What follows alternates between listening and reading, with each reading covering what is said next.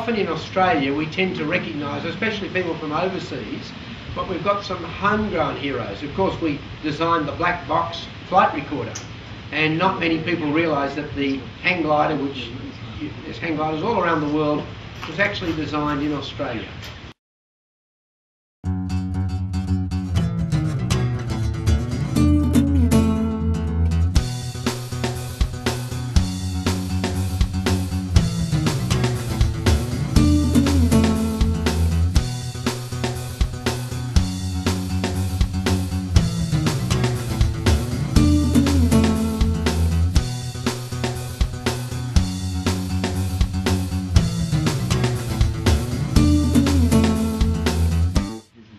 John Dickinson's a hero of mine because he basically designed the modern hang glider. And people don't realise that. It's all very well for NASA to come up with that wing design, but to actually put it into an aircraft that can fly with weight shift, that's the genius, and that's what he came up with.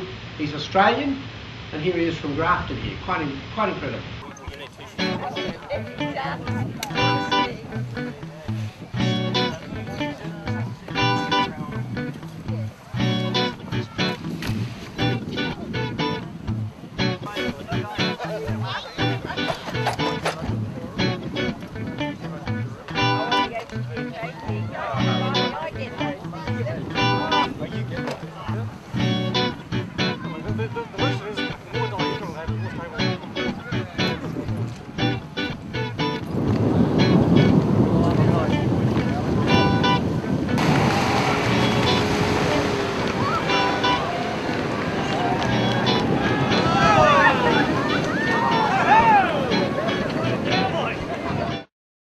I think one of the incredible things is that the design is so simple.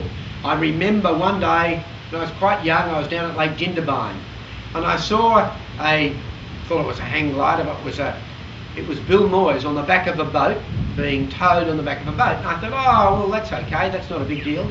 But suddenly he released and glided around, caught a terminal, came down and then landed on the beach beside me. And I couldn't believe it. I walked over and I looked at the hang glider, and it was so simple.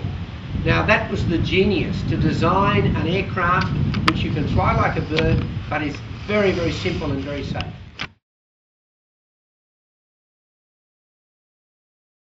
So I think it's quite wonderful that it's been brought to light. I mean, here we are in Grafton at the time of the beautiful jacarandas flowering, and to think that just in this river, just behind me here, was basically the first flight in a modern hang glider. And it's Australian, it's an Australian invention. Don't worry, I mean, many people in the rest of the world will claim the hang glider for their own, but there's no doubt that the modern hang glider with the weight shift was designed here in Australia, in fact here in Grafton.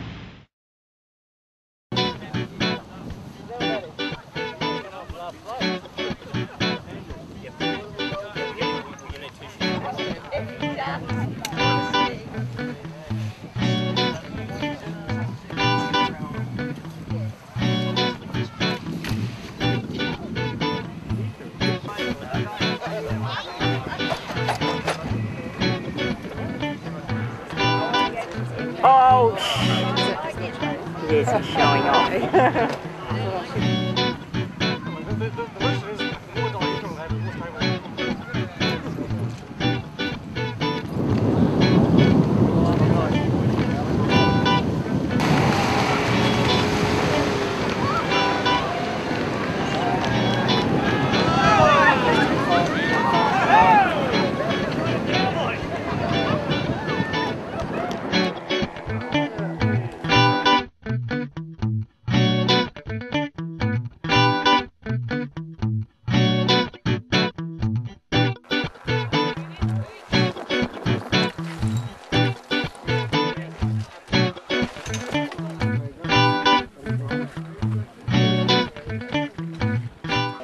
Australian John Dickinson was a member of the Grafton Water Ski Club in New South Wales.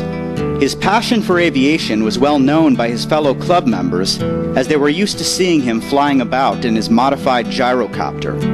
That made Dickinson the club's resident aeronautical expert, and one day his fellow skiers approached him with an assignment. The annual Jacaranda Carnival, held on the Clarence River, was again on its way. Organized by the Grafton Water Ski Club, the day's exhibitions included ski jumps and slalom races. But to the crowds that the carnival always drew, the greatest spectacle was watching the club's members try to fly their flat ski kites. Flown by the club's more daring members, these kites were hardly more aerodynamic than a tilted hand stuck out a moving car window. And if the tow line pressure diminished even for an instant, both the kite and skier literally fell from the sky. To the delight of the crowds, virtually every skier who had flown a flat kite at earlier Jacaranda carnivals had been in a spectacular crash. John Dickinson's assignment was to build a better ski kite. He came up with several different designs, but wasn't satisfied with any of them. Then, like Barry Hill Palmer and Tom Purcell, Dickinson came upon a magazine photo that would change everything. But he needed a model for water skiers, one that could be easily controlled by the pilot while getting up to speed, while being towed into the air, and most importantly, after release from the tow line or in the event that the line went slack. Hey John, how did you feel in your heart on the first flight on the day when that hang glider took to the sky? It was a very emotional moment. Just going backwards slightly, when I returned from my trial to get the thing in the air, I was not only very tired, but I was literally hyperventilating with excitement. So you can imagine how I felt when Rod Fuller slipped into the seat and the boat accelerated and it just climbed smoothly, dead straight, it was ultra stable to the top of the road. Watching my daughter swinging, I was swinging in a park in Grafton, and I thought there's the answer: separate the body away from the kite, connect it as a single point, and by adjusting the length of the control arm, then I would have full control over the glider, because mainly you're using your weight to gain leverage through the handlebar. I conceived that at the same time that if we had a lever, then I could control the angle of attack of the glider, and then of course it naturally followed that if you could do that backwards and forwards for up and down, if you moved it left and right, you had control of the right and left, ergo 3-axis control.